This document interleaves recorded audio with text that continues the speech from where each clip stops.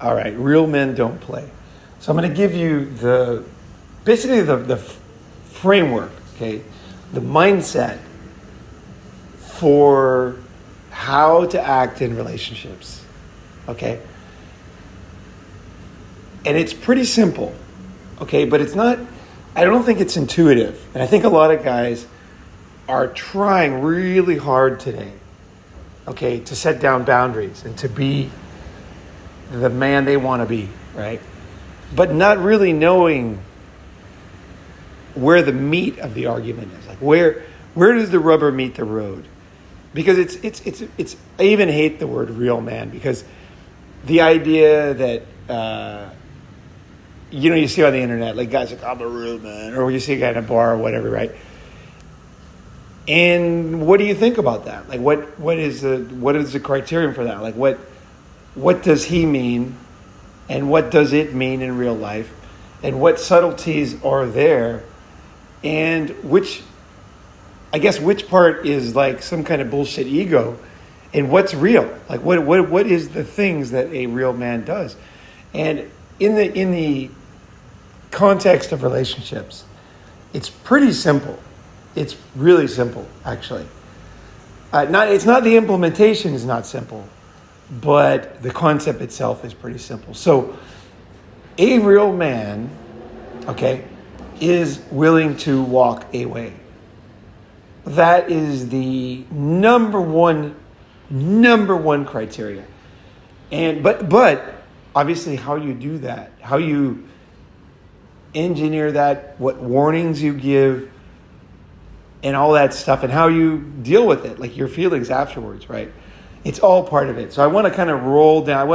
I want to break down everything to make it so that when you come across a situation, it's like, what do I do, right? Like, where's the line here, right? I think a lot of guys are wondering this today. It's like, where is the line? Like, I think a lot of men today realize that there's a lot of men who are, they don't have any backbone, right? They don't have any, there's no line, there's no bottom line, right? But then how do you have a bottom line without, like what is the right bottom line? Like where you know what I mean? Like it's not as simple as it seems. And I think a lot of guys, they feel like, okay, I did the right thing at this moment. And then later they wonder, right? And maybe they regret and go back. It can get really messy, okay? So I want to try to give you as much like framework, fundamental thinking that will give you the background so that you can say, wait, this is one of those times, right? I see what's happening here, right? I see what I'm doing, and I don't like it. And here's what I should do, right? And the first thing I'm going to say is being a quote-unquote real man, right? Being willing to leave a situation that you don't like, that you can't accept, is not fun, okay? So I think that's one of the hardest things, is that usually when you do the hard thing, right? You work out, right? You eat good food. There's a benefit. Like you immediately feel better. You look better. People compliment you. You're like, fuck, I did the right thing, right? Saving money, investing money, whatever it is. That was kind of hard, but it had a big benefit. The problem with being a real man today, okay, in today's world, one of the biggest problems, in my experience, is that women, okay, it's like hand in glove, okay? You need essentially you need like a real woman and a real man together for this to work. So, for example, when you're unhappy with something, okay, and it's something serious. So like, I'm going to give you an example, like JayZ.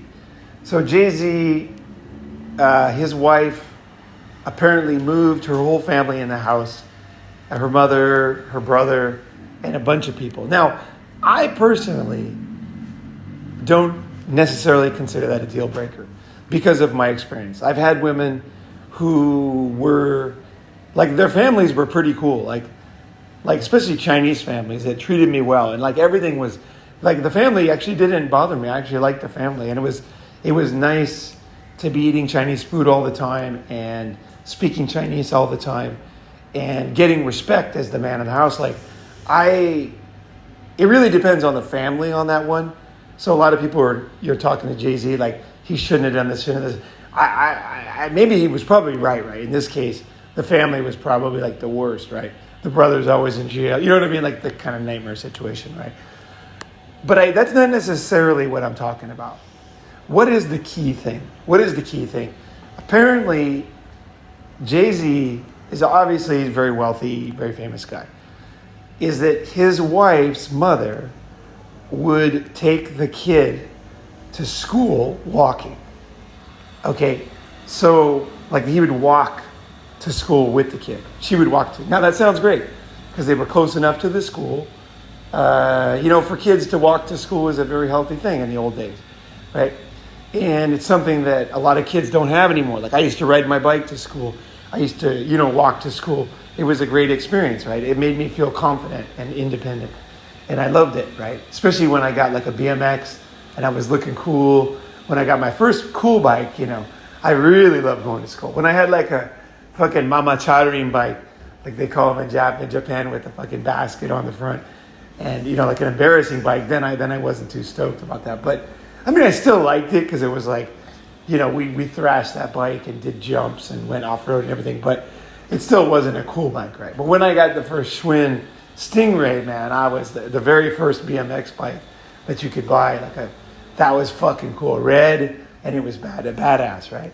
But, okay, so generally, her taking the kid to school would be a good thing, right? Like walking to school. Obviously, the kid is going to walk with the mother eventually out of the chair and everything. The problem is this. JayZ is super famous, okay? So you don't really want, when you're really rich and famous, you have different rules in your life. You have different risks, okay? So when you're really famous and rich, like really evil people will come out of nowhere. I've talked before about how the worst women go with these men, but also like people, kidnappers. I mean, like the things you need to think about when you're rich and famous are just different, okay? This is one of the reasons why people don't like being rich and famous once they get rich and famous, is because all of a sudden they realize that it's totally different, and you can't go back. You can't go back. Like there's just things you have to think about that are very, very scary, like kidnapping your kid. Like that's all of a sudden a very real thing that somebody would want to do that because you have so much money, right? And they think, well, this is my ticket, And for a parent, like there is nothing worse than that. Like that right there is like got to be nightmare number one, right? So he told the mother, and I'm sure he told her in a nice way, like, hey, it's nice you're doing this. It's nice the kid is, getting this and that. But look, it's different because I'm famous. Like I'm rich and famous. Like we don't want people to know when no one's in the house. Like we don't want to know when the house is not being watched. We don't want people to know our schedule every single day, where we go. We don't want to be like on the same radar that the average person wouldn't even matter, right? But for JayZ, it's totally different. So apparently this was a big contention. Now, why was this such a big deal? Like, why am I talking about this in the Real Man episode? Is because one of our main responsibilities is a protector. Okay? Now, obviously, he's providing, but that's one side, is the providing, but he's a protector, right? And a man needs to be able to do his job. Okay? So there's some things you can fuck with a man, no problem. Guys are flexible. Like, I'm not talking about being ultra sensitive here. I'm talking about the serious stuff. Okay? As a man, you know what your job is.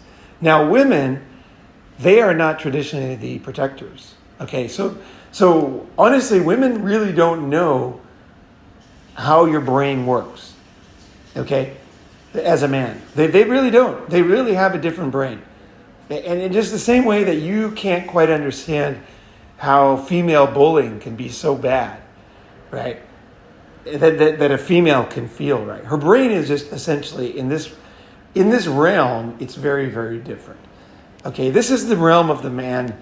This is the dark part of his mind, right?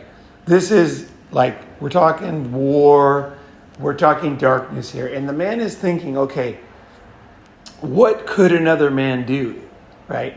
If he had this information. And he's like, no. He's like, no. And I think as a man who is a protector also, I am very much a protector.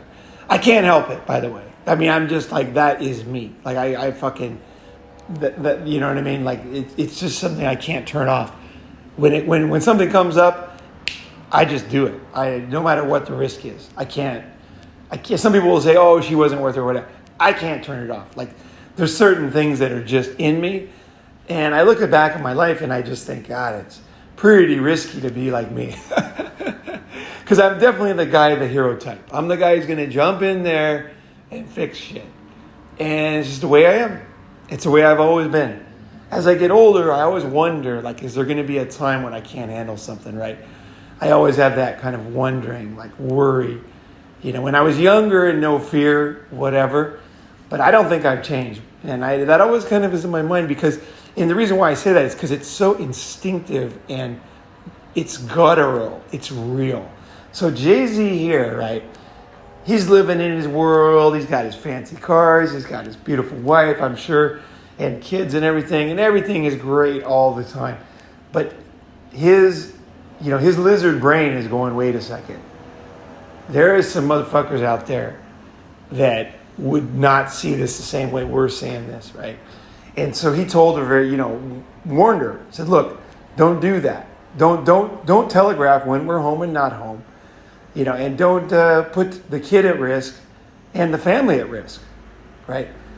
Well, guess what? She didn't fucking listen. And the mother didn't listen and the wife didn't listen. They would not listen to him on this issue. Now, here's the thing, why it's not fun to be a real man, is JayZ split. And the thing is, when you split, okay, you do not get props. Okay, it does not make you look good.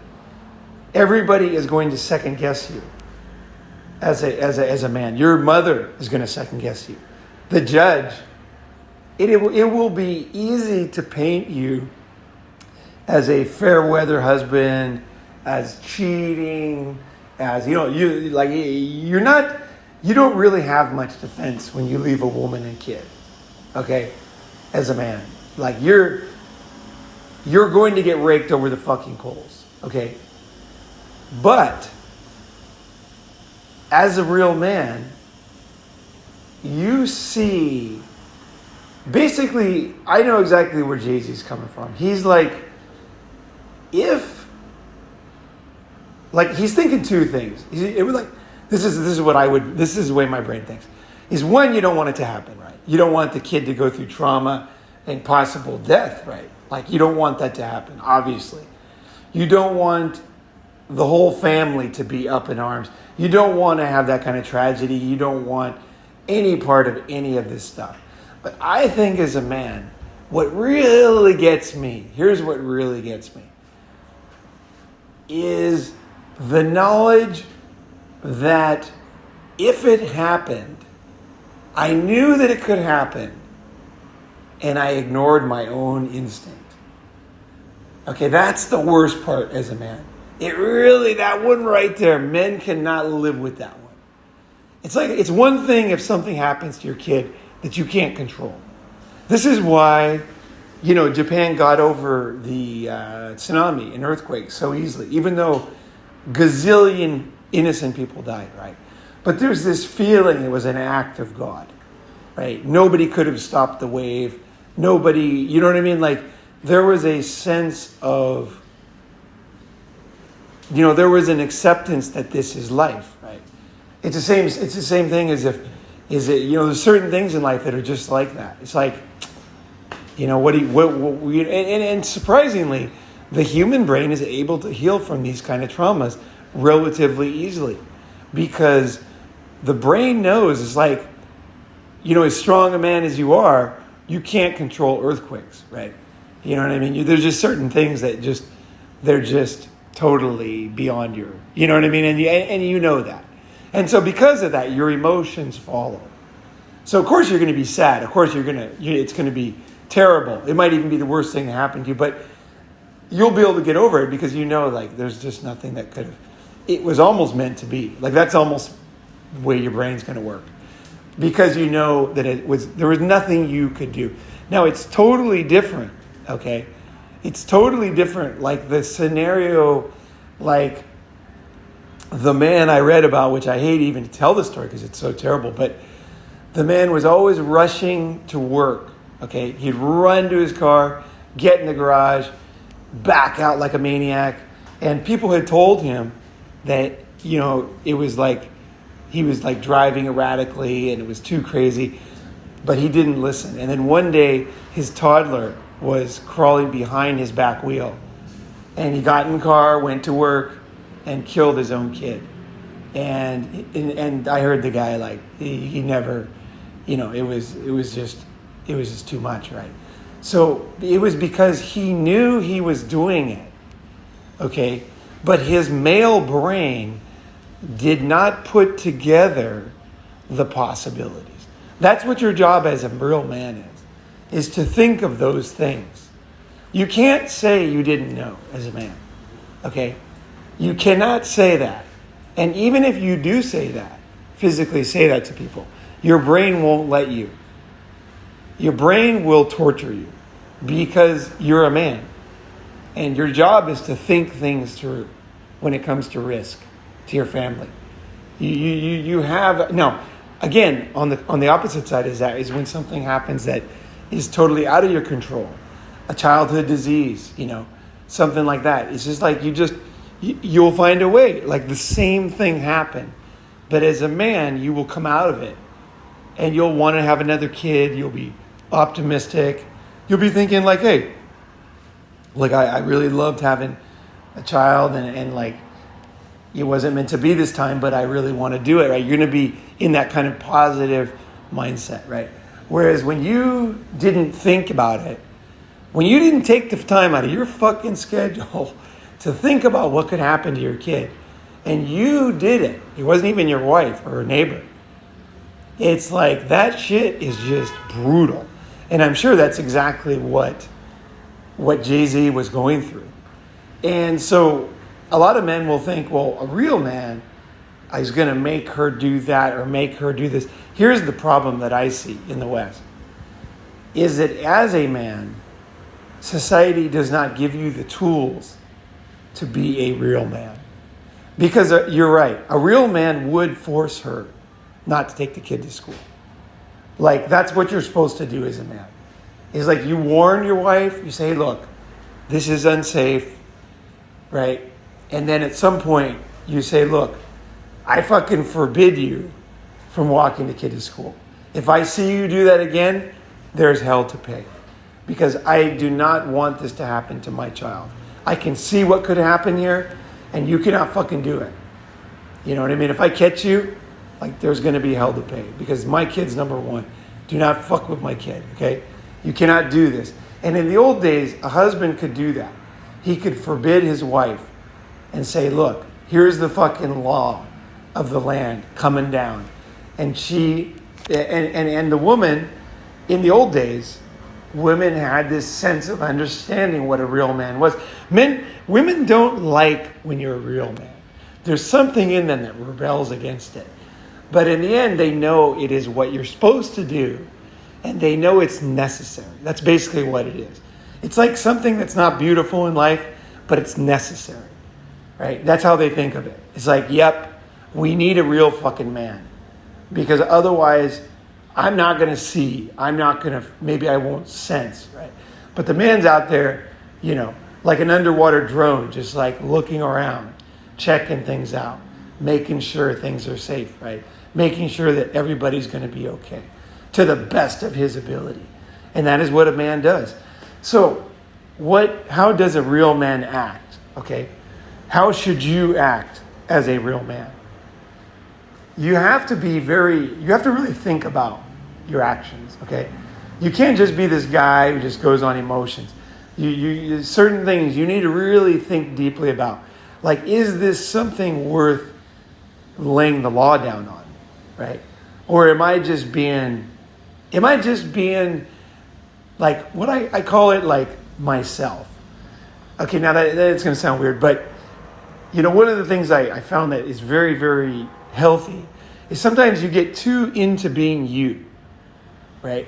You're like you 24 hours a day.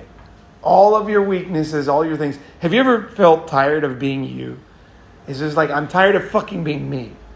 And this is why one thing I really learned in helping people with different problems, like back in the 12-step programs, is there's something called getting out of yourself.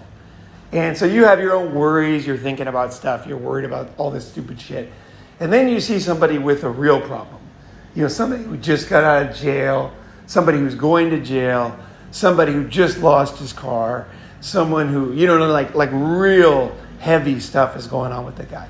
And by helping that guy, it totally relieves you of being you. Like, you'll be all thinking about all these serious things, boxes of cereal, some shit, whatever's going on in your mind, right? You're worried about like getting ripped off on this or that. And then you meet somebody with like real problems, and you're like, and you come home and you're all happy and whistling, right? And you're like, why is that? It's because you realize like the bullshit of your own mind, right? So I'm not saying like as a real man you always know everything and you're no. You need friends that are also real men, so that you can bounce ideas off them without them making fun of you. And you can get to where it's just, you're just being you, or when you're being timeless, when you're being a real man. That's the key thing. You got to know the difference between those two things. You can't be like, oh, we never buy Chevys in this house, right?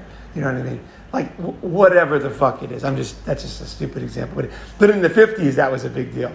It's like, I'm a Chevy man, I'm a Ford man. Like, there was this big thing, like all my family. If you know anybody from the 50s, you're going to know what I'm talking about. There was this like divide in society. Like, we got Trump and Biden now. Like, before it was like Chevy and Ford, right? It was like, I'm a Chevy man. Those fucking pussies, they're like, yeah, it was just this ridiculous fucking thing, right? But anyway, that was a big deal back then. And okay, so let me give you an example of something in my life. Okay, so I had, as you guys know, a situation with I had, obviously I have a daughter, and I was very concerned about her, of course. Now, my ex had a dog. Okay, now the dog was very, very small, but the dog was very, very aggressive. Okay, and before she rescued that dog, it was just attacking everybody, like literally just attacking, biting. It was an incorrigible dog. I love dogs. I fucking love dogs and cats, as you guys probably know. But I also understand. So my deep, like the truth of myself as a man, like I understand there's certain things that can't be fixed. There's certain kind of dogs, there's certain kind of animals that you do not want around your baby, just because they're unpredictable. And especially with an infant, their skin is very, very soft. It's almost hard to understand how soft their skin is.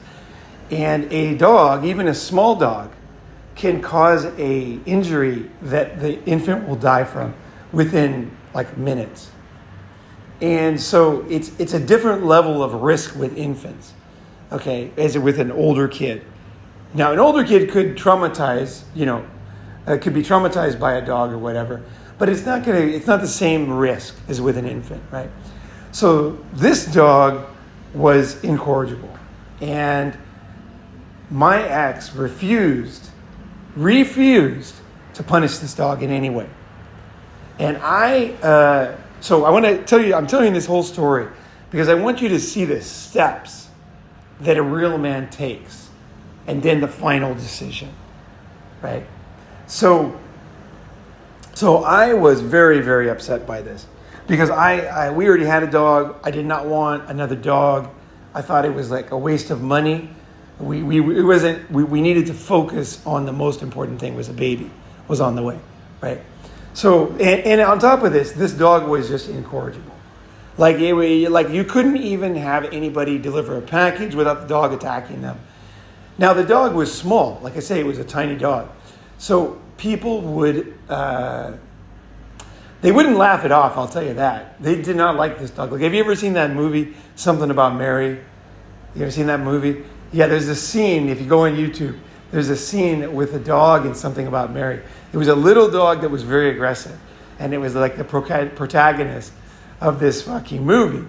And it was a movie because it was a great scene because it showed you that a dog hasn't enough to be big to be a fucking nightmare. Like a small dog can be a very big problem. And that movie perfectly illustrates how that can happen. And so anyway, this dog was similar to this. So I actually think our dog was worse. I think our dog was way worse than that dog. That dog was relatively good natured compared to our dog. And so I tried everything. And my ex just wouldn't listen. And so finally, we went to the vet, right? And get this, she wouldn't even go to a real vet. She had to go to like a Hocus Pocus fake holistic vet. Okay, so we're at the holistic vet.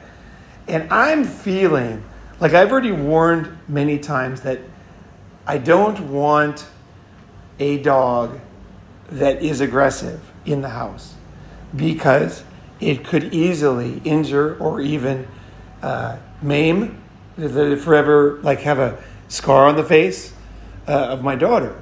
Or even worse, right? I didn't want to think about that. But I didn't want her to be maimed, her face, because just so little and so innocent, right? You don't want anything to happen, right? So I was getting nowhere, okay? And I was trying, okay? The reason why I was trying so hard is because I had a daughter, okay? If I didn't have a daughter, I would have given up. I would have said, this girl is an idiot. She's crazy, right? But there was this dog was a nightmare. Like, this dog was ridiculous, okay, guys? Like, just straight up. And everybody knew it. Like, everybody, even like dog lovers, hated this dog. And they would all tell me, because I was around the dog. And they would secretly tell me, like, dude, everybody hates that dog. And I was like, yeah, I know. Like, what are we going to do about it, right? So anyway, we went to the Hocus Pocus Crystal Dildo vet, okay? So this is the best I could do. So we're talking about the dog. And I said, oh, by the way, this dog attacks me and bites me all the time. And she looked at me and she was like, and I said, and we have an infant on the way. I don't know if you know, but there's like a baby on the way. And the vet was this total Hocus Pocus, SJW, mad person, right? But when I said that, she realized that my ex was lying to her the whole time. Like, my ex would actually lie to the vet that could help us, give us advice, because she was so ashamed. And she would cover up the fact that this dog was violent in front of the only person who could give us advice. Because this Hocus Pocus vet was the only one she would listen to. So I was really going on a limb here. So I said, well, the dog is aggressive. It bites me and scratches, attacks me all the time. And I said, and this is the thing that got the vet. Actually, no, that wasn't the thing. I said, the dog, we had another dog who had cancer. And I said to the vet, I said, this dog keeps attacking the dog with cancer's jugular vein, trying to kill the other dog because he sees weakness in this other dog. And the vet looked at me like, oh my God, like, are you crazy? Like, and now the Hocus Pocus vet, to give you background, knew that my ex would not punish the dog in any way. Like, she knew that. She knew this girl was like, there was no way. This girl considered wearing a leash animal abuse. Okay. Like wearing a leash. Okay. So that, like, this is where we're talking like extreme. Okay. So she knew that. So she said, okay. And then you could see the wheels turning in her mind because she sees a baby on the way. She knows I'm telling the truth. And she knows this girl's, let's just say, crazy. She knew that. And so she's like, fuck, I got to do something. Like, I'm a professional. Like, at some level, she's a professional. So she goes, okay. She said, look, the next time the dog is aggressive, and she looked at my ex and she's like, you have to do something. She said, you cannot let this happen because the dog thinks he's the head of the household now. And you cannot allow that to happen. That will be very bad when you have a child. She goes, things are going to change. She goes, look, because this vet obviously had a kid and understood. And said, look, you need to take the dog. Okay. And she knew that we had a travel cage. She said, put the dog in the travel cage. Cover it up with a blanket. When the dog is aggressive, put it in the cage and leave it there. And I forgot how long it was. It was like a long time, like 45 minutes. Okay, and she said, now when you let the dog out, do not pet, do not be friendly to the dog. Ignore the dog and make the dog come up to you and apologize for, like, she gave us a certain amount of time, like 3 minutes, before you look at the dog again. Okay, so just put it in the cage, cover the cage. Don't say anything to the dog. Don't respond to any yelps.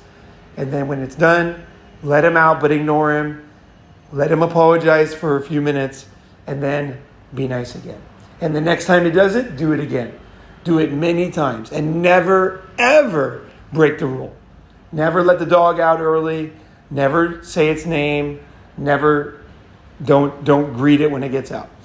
And I was like, wow, that's like a good plan. Because it was a perfect solution, because I knew my ex wouldn't do anything else. So I knew this was like perfect. This was like totally absolutely kind way to punish the dog. And I know dogs, like, they're very social. So this would be quite difficult on a dog. I was actually grateful she told me this. This is a great way to punish a dog without doing anything that you might regret or just being out of control. Like, this is great. Just stick it in the cage, make it apologize if it's aggressive, right? Because that's the one thing you can't have. So anyway, so then we got home and she was pissed. She was pissed. She was pissed that I let the cat out of the bag because I embarrassed her. Because I allowed the vet to see that she's a bad mother. Like, the dog cared more about a rescue dog than a living infant, her own infant. I mean, that's not a good look for a woman. That's a very bad look. And she knew it too. She knew that she was doing that. And it was like some kind of demon inside of her. I don't know. But I could not. I could forgive a lot of stuff, okay? But this is one thing that I needed to get cleared up 100% before this baby was born. Okay, there's no way I was going to let this go on. And also, too, she was attacking this other dog, and she was going to kill it eventually because she had little sharp teeth, right? And the other dog was really weak with cancer. Like, the dog should have been put to sleep. She was so weak. But again, my ex wouldn't put it to sleep. So the dog's like yelping in pain and running around. And I'm in this house, just madness. I'm like, this is so crazy. Like, this poor dog is such a great dog. The big one was such a great dog, like, and had been such a great dog for her. And here she is, like, keeping it alive in like extreme pain. Like, it's yelping when it stands up, like just yelping until it goes outside and it's shaking and taking a piss. And it's just like in total pain, like pain was going through its whole body. I felt like it was inhumane torture to the big dog to be alive. But on top of that, it's getting attacked, and the other dog is nibbling away at their what's that called? The vein in the neck again? I forget. Jugular vein. And so I'm just like, this is too insane, because the other dog was a great dog. Like, how could you, the whole thing was just insanity. And basically, I was in a situation where it was so insane that I literally was getting to the end of my rope. I did not know what to do, but I was like, I'm going to do my best no matter what here, because I knew this kid was not going to be protected. Okay, so I knew that if I left, okay, I was leaving the kid with an insane person. Okay, and I knew that if I stayed, I was thinking, well, at least I can protect my daughter. But this situation, so what happened was, we went home, right away the dog attacked somebody. So, in the cage. I can't remember, but if I remember right, it wasn't in for the full time it was supposed to be. Like, let's say it was 45 minutes. It was like 30 minutes. But it seemed pretty long. You know, the dog was obviously distraught. I was like, okay, this could be enough, right? So anyway, the dog gets out, immediately says its name. She does. And starts petting it. Oh, you poor thing. And I'm just like, not even once can she follow the directions of the vet. Okay, and I'm just like, what are we going to do? So I'm like, well, I'm just hoping that that's enough. That just putting it in there for 30 minutes or whatever is going to like teach the dog. Because you never know. You never know, right? Things could work out. Right? You can't just be like, oh, it's not going to work out. I know. It's like, I'm going to give it a try. So anyway, the dog attacked somebody else. And I went to put it in the cage. And I thought at that point, when I saw the look from her, it was getting dangerous for me to be in the house at this point. I had a feeling she was going to call the police and say I was doing something. Like, I all of a sudden had these strong feelings that this was her only way to stop me from doing what I needed to do, which was to protect my daughter. And it was like an impasse. And I literally, like, I just looked at her and said, like, I don't, and again, this is back to JayZ. I said, look, it's one thing if our daughter has born with birth defect or something, right? That's one thing. I said, but if we know that there's something that we should have stopped as parents, and we didn't do it, and our daughter, because let's face it, it could happen, passed away from a violent attack by this dog, I said, I would never forgive myself or you. Like, there is no fucking way. And in the meantime, I had been reading on the internet. Okay, I had been like reading stories. I was like, again, what does a real man do? A real man really tries, okay? You gotta really fucking try. You can't just, you're not like this wise person that knows everything. You have to research, you have to question yourself, and you have to really try hard to allow the other person, because they might have a blind spot, right? And you might be able to change them. And that is a good thing, because your daughter is going to be protected, right? It's worth it. It's no matter what you do, it's worth it, okay? You got to try everything until you know, right? So I've been reading about parents. There's stories on the internet about parents written by emergency room doctors who bring their their kids into the emergency room from animal bites. And apparently it's a thing. It's a thing. And my ex had it. What it is these parents, it's a known pattern, okay, at the emergency rooms, that there are certain parents who will bring a infant into the room, into the emergency room, and when the doctor says what happened, they will blame the incident on the child. So they will say the baby was teasing the dog, and then the dog reacted and bit the kid. So we're trying to teach the kid not to tease the dog and cause this situation. Okay, so, and the emergency room doctors are writing these stories because they know that the infant was not wrong. Okay, infants don't have control of their arms. You know, they will like actually throw the cat. They will like hit the cat in the face. Infants don't have control of their bodies. They're going to fall on the cat.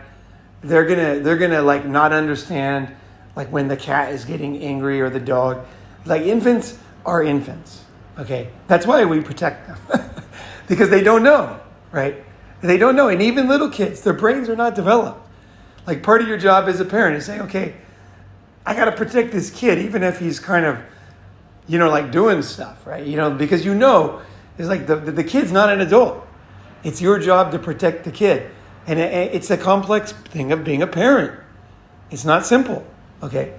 So yeah, the kid is riling up the dog, of course. But a good dog would never bite an infant, okay? It just would never happen.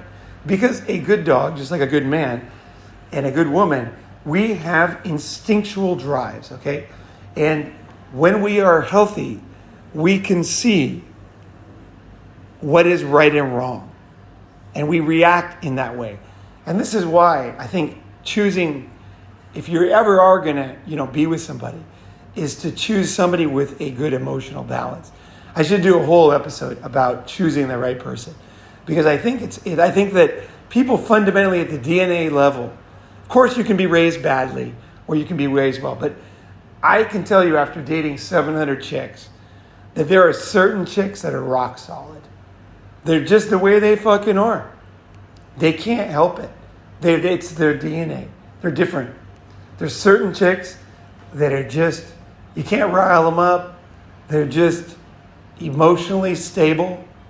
Now they have female hormones and all that, and there are things that you could confuse.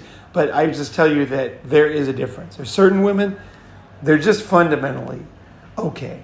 Now they're not going to be perfect, and that might not be an excuse to be with them or anything. But it's good to know there's different kinds of people. Okay, some girls are solid, like they're fucking pretty solid actually, and not all guys are. That's the thing. Like we're all born, you know what I mean? Like different in a spectrum, right? So like a really good woman, like they're going to be different. But I realized that I was dealing with somebody who fundamentally didn't understand. Didn't understand. I actually didn't know what the problem was. There was only a few possibilities. A, they didn't understand the strength of a dog's bite. They didn't understand the softness of the kid's skin. She didn't understand how things could play out that aren't happening now yet. You know what I mean? Like, I don't know. Or even a desire to harm her own kid. I don't know. Like some people do that. So there are sadistic parents who put their kids in situations that they enjoy pain. I don't know if you know about sadism, but sadism is real. And you could call it the devil, you could call it whatever you want. It is a real phenomenon. There are people, and I know this is really hard to understand if it's not you. There are people who enjoy the suffering of others. Okay, as a man, this is one thing I've learned growing up. It's one of the biggest surprises of my entire life. I never thought that was possible. He was like, I never even considered it as a possibility. I thought, it was going to be this reason or that reason. Honestly, my brain could not comprehend that there are people who enjoy the pain of others. Like, I just feel like it's so outside of my thinking that I couldn't even understand it. But I will tell you this.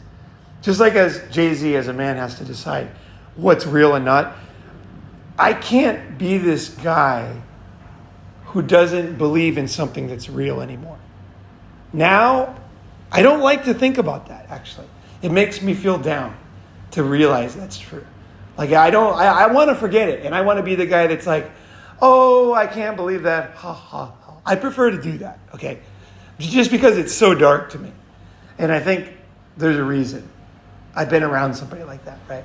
So I don't want to believe it's real because it's too depressing for me to think about, especially somebody that's important in your life, right?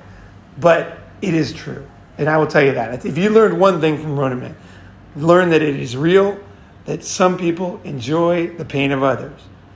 And this will never change. And I don't know if this person has that, but it is very possible because this person is intelligent. So I don't know, but I know it's real and it's a certain percentage of the population. Let's just say 7%. So it's possible. But it doesn't matter what the reason is. In modern society, what tools did I have at this point? Like what fucking tools did I have? I had a baby coming. I knew that kid was going to be alone. Okay, I'm going to be out at work or whatever. She's going to be there, has to go to the bathroom. The baby is going to be alone with that dog. And I had to say that I cannot accept that. My life matters, okay? I moved internationally in this situation. Like, I gave up a lot of things for this. I was in a position where this was very, very inconvenient for me. Because I really always wanted kids. I love kids. You know, I always wanted a fucking baseball team. You know, the Brady Bunch. That's my personality. I'm the kind of guy could be a father with kids, like 9 kids, tearing the house up, breaking the windows, destroying the furniture, and I can be in a good mood. Like, I have this very easy, I'm tough, okay? I can lay down the law, but at the same time, I'm not this easily upset guy. Like, the madness, the dirtiness, the craziness, the screaming, it doesn't even bother me at all. I can be in a mall, kids going crazy next to me, and my brain immediately thinks, I wonder what that message the kid's giving. Obviously, the parent's not hearing it, but I wonder what the message is. I wonder what stage his brain is at that he is this upset in this, my brain's I wonder, I need to read more about that. I am very interested in children. I don't see them as noisy. I always see them as giving a message. They're giving us a message. We can't really decrypt it because we're adults, but the baby's giving a message, and I want to further understand what that message is and really understand. I'm very sympathetic and I'm just very natural and healthy when it comes to kids. I love kids, right? And I like helping people, right? So even if they're not kids, just people. So it's just my so I thought, well, at some point, as red pill as I am, if I don't ever have kids, I'm never going to have had a kid. So I thought, I don't know how this is going to work out, and I always want to be authentic in myself, on the channel. I'm gonna let people know where I'm at. Obviously, I'm gonna put my daughter on the channel. I was thinking everything through for my whole life. I was how do I why am I making this decision? What direction am I going? How do I really feel about this? What's the best way to proceed? Right. So I had made a lot of very serious decisions, and it was very, very, very sad. And the whole thing was just. It was one of these things where there's nothing good. But I realized that the only way, I had tried everything, okay? I had tried everything I could do I had tried every tool, okay, in my box. You got your Arnold Schwarzenegger has his jacket full of guns. I had tried, you got your water gun, you got your, squirt gun, everything. I tried everything. None of the tools that I was equipped with or were available to me, either other friends or her mother. No, nothing worked. And I realized the only thing I had was what a real man does. And a real man will not put up with garbage. And you need to be willing to leave. Okay? That is the hammer that men have. That's the only hammer we have. Now, when you leave in a circumstance like this, you will have no mercy by anybody in the world. Okay? But as a man, again, this is not fun. Being a real man is not fun. That's why so many guys are simps. Because it's easier. It's easier. Yeah, you have to put up a lot of shit, but at least you're there with your kid all the time. Right? At least you get this respect from the neighbors. There's things that simps get that people don't talk about and that people really value, right? Respect from their boss, respect from the neighbors. Even though they're pathetic, that's not how it works. They get the respect and you don't. The real man doesn't. Because the real man's fuck, this is not cool. Here is what is going to happen. Here is this. This is the situation. And I cannot accept this. I, as a man, cannot accept my kid being killed in a fucking vicious, way back to caveman days. Like, I cannot allow that. And no matter what I got to do, and I was like, I am not going to stay for this. I am not going to stay. Now, of course, I was very willing to come back. I was very willing, because if things changed, that was the whole point. There was no emotion. My emotion was frustration, but it was all love for my kid. 100%. And if that was going to be fine, I was totally fucking fine with it. If I would have gotten a call and said, look, I'm being an idiot. Like, you're being the adult here. You're trying to protect our daughter. You see a danger, and you're a man. And I know you didn't want to do this. I know you love this kid. And I know you love me and want to be in this situation. And I know that you're willing to put everything aside of your own feelings in order to do the best thing that you can for your kid. And I know that. And I'm willing to change, right? I'm willing to change. Like, the dog is gone. That fucking dog is gone. Okay? And I won't do it again. I'm not gonna put our child in that risk. And I'm gonna listen. I'm open-minded. I was wrong. I was a new mother yet, on the way. I was totally insane from and I used to say to her, it's like, the chemicals that are going on in your brain, you're not getting what's going on. And then because I was like, I didn't want to say like any kind of judgment about her. I just said, look, because I had never been with anybody pregnant before. So I just said, look, the chemicals in your brain are like taking you over, like you're not thinking clear. Like, this cannot, like I was not, it was, as a man, you are judged in eternity for your actions. And I tell you, I did my very best to be the man that I wanted to be at every step of this negotiation. Like, I did not kid myself. I did not fool myself. I tried everything I could, and I was very straightforward.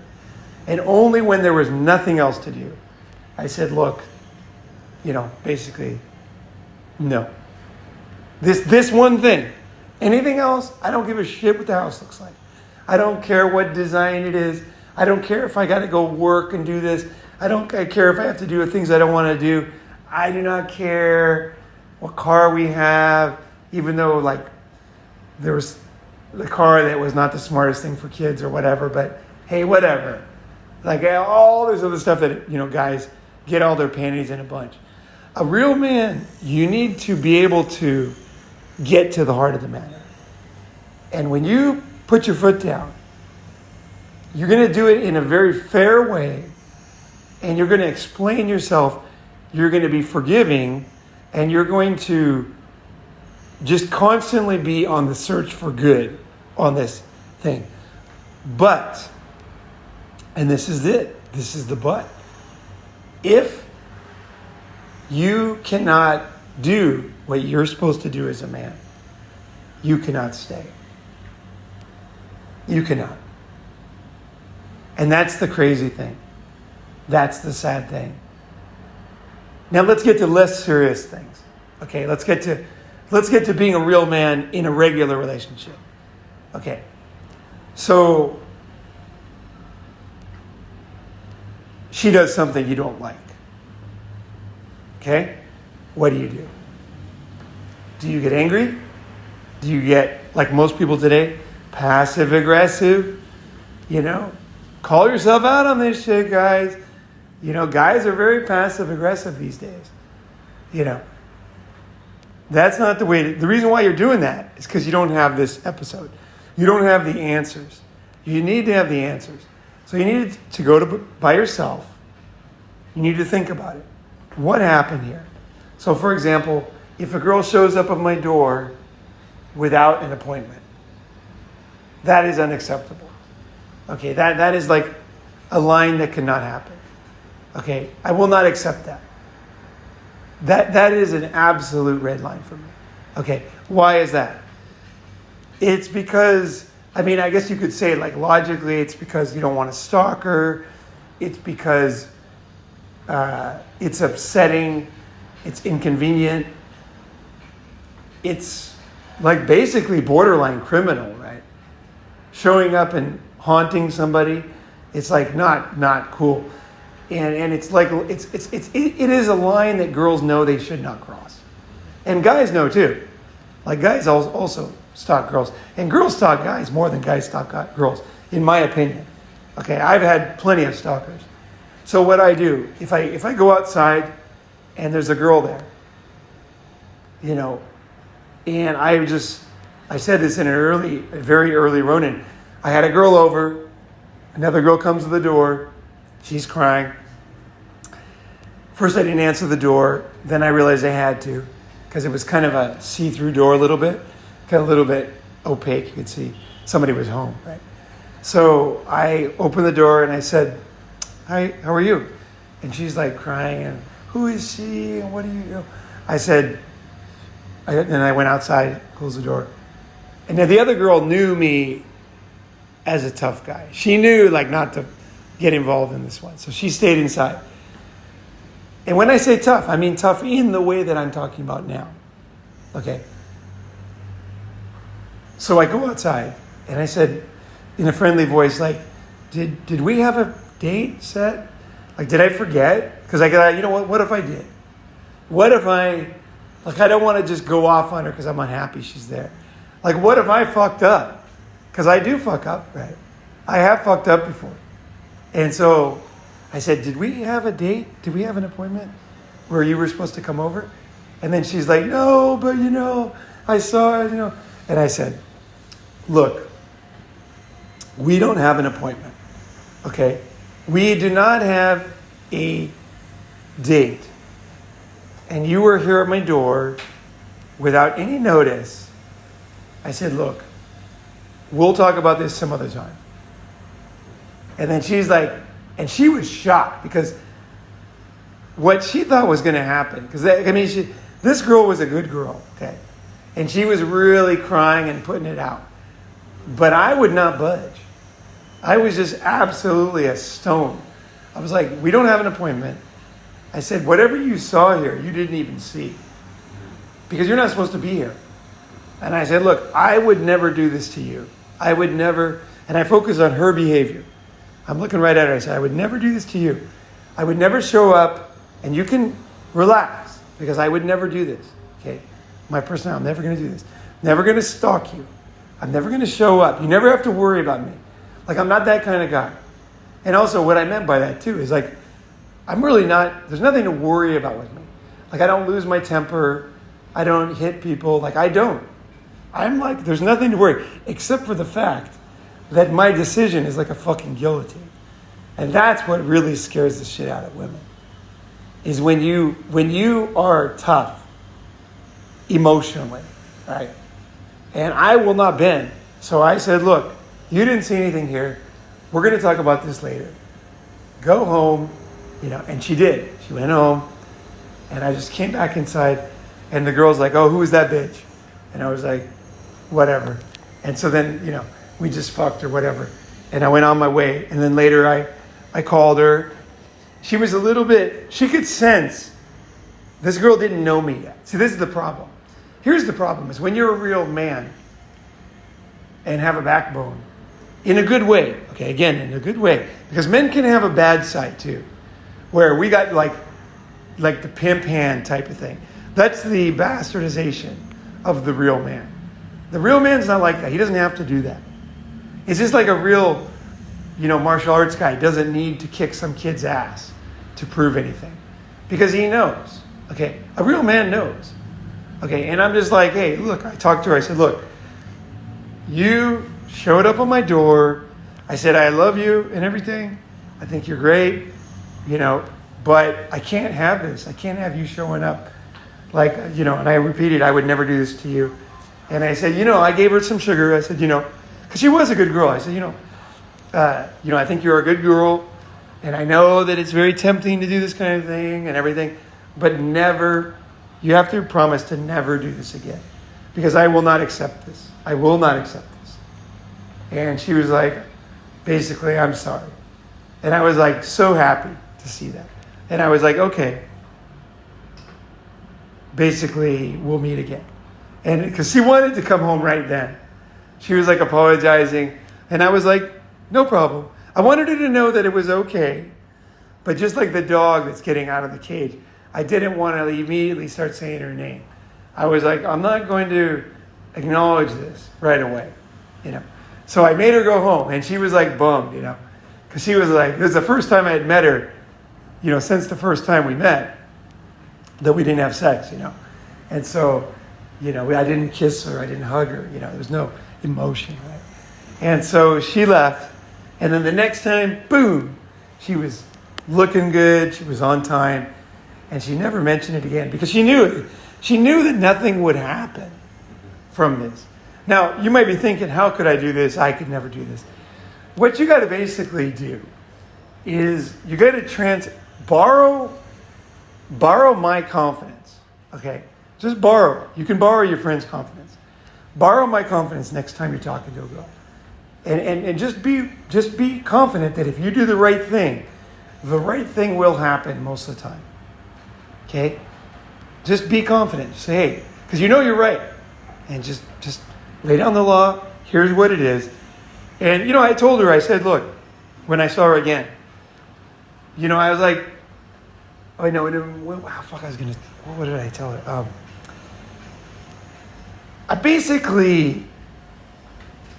The way I look at it is this. Okay, is that each ship goes through storms. And every storm that you weather, you know, you trust more in your shipmates and in the ship. And you get more attached to the ship. So when I go through something like this with a girl, and it survives, right? I like her more. Because I realize that she's the type that you can go through some storms with, right? And that she's not going to totally, you know, come out of left field. And she's not going to be totally unreasonable. And also, she's going to respect me more and want to be with me even more now, right? And within that, yeah, here's what is like, I basically said, I don't know how I said it, but whatever I did, I said it the right way because it worked perfectly. I just basically said, look, you know, we just weathered an amazing storm. And to be honest, I am kind of more happy to meet you than I was before. Because, you know, I know more about you now. Like, I know how you act in difficult situations. And I forgot how I said the last part, but basically, like, in the end of the day, someone's going to get me. Like, some girl's going to lock me down. And I basically, the girl who has the greatest chance of locking me down is somebody like this. Somebody who, you know, we can weather some shit with, right? So I'm not just saying, I'm not like coming up from on high.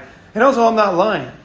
Because it's very true that when you weather a difficult emotional storm, it does kind of bring you together because you don't usually see these sides of people. And then I realized, wow, this is the kind of girl that, you know what I mean? Like if things were really tough, that she could handle it. She could bite her lip, you know, and realize that I value what she was doing, you know. And that the other girl, she knows very well the other girl probably can't do that. And she's like, I'm going to win this guy. Like, I'm going to fucking win. Like, and this guy's even better than I thought he was. Right? So a wise woman will see that whole experience. Because, see, here's the thing. A lot of women, young women don't understand this. I would say a lot of young guys don't understand this. Is in the end, everybody wants to settle down. Okay? No matter how much of a fucking Tyrone you are fucking Chatamungus. It doesn't matter. Is in the end of the day, humans want to bond. Okay? So we all want, I mean, ideally, now I'm not saying we can have it, but we want. It is very healthy. It is very healthy in your 20s to want to fuck everything that moves. But there is a point when you will want to trust somebody and be with somebody. Now, whether that's the thing to do or not, I'm not saying that. Believe me, I am not saying that. But what I'm saying is that you'll want that. And if the situation was perfect, you would be wise to do that. Right? It's what you naturally, instinctually have evolved to be. Now, that doesn't mean that you need to do it to be happy. It doesn't mean that it's even possible in the West. But I'm just saying that if in some theoretical, another planet like Japan or whatever, that it was possible, is that you would choose that over endless girls. Because I'll tell you this. When I was in my 20s, I would see a new girl, and I was so hungry, I had to smell her pussy. Like it was very visceral. Like I like the smell of women, right? And I had to smell her and feel and experience, you know what I mean? The gushing and everything. I had to fucking smell her pussy. Like that was like something I had to do with each girl that I was into, and I was just driven to want to do that. And it was my natural hormones. And I knew it was healthy at the time. But at 58, if I can still do that, okay, and there's certain girls who fire me up more than others and all that, but it's not the driving force anymore. I don't have to do it. And I see men, right or wrong, my age, who are constantly chasing that. And I just think they're on the wrong road. I'm not saying they're totally wrong. It's better to be, let's say, in a situation, in a country where you can fuck endless 18-year-olds as a 70-year-old. It's better to do that than to be in a cold, miserable relationship with, Velma in Illinois, and she hates you and is cheating with the neighbor. So I'm not saying like it's not worth anything, but I'm just saying the best. The best is the best, and the second best is second best, right? And so, as a man, you will not always feel that way, and you just have to listen to your own body. And now, what you decide to do with that, what you choose to do with it. Right now, I choose to be single. I don't feel like having a harem. I could have a harem. I don't want a harem right now. And I don't really want a single girl either. So it's kind of a difficult situation for me. A lot of guys, they don't have any choices, so it's not complex for them. But for me, it is complex. Because do I want to do this? I have even ex-girlfriends who want to come back. They're waiting in the wing, just for the right email, right? And it's like, they're very nice and everything, but it's like, I don't even know what I want personally at this moment. I'm not quite sure. But I know I don't want certain things, so I'm not doing those things. But I'm actually not quite that sure what I want. Or really what I should be doing as a man. Because, again, it comes down to that fundamental right and wrong. Is there something inside you as a man that knows what is right and what is wrong for you? Right? And you want to, by listening to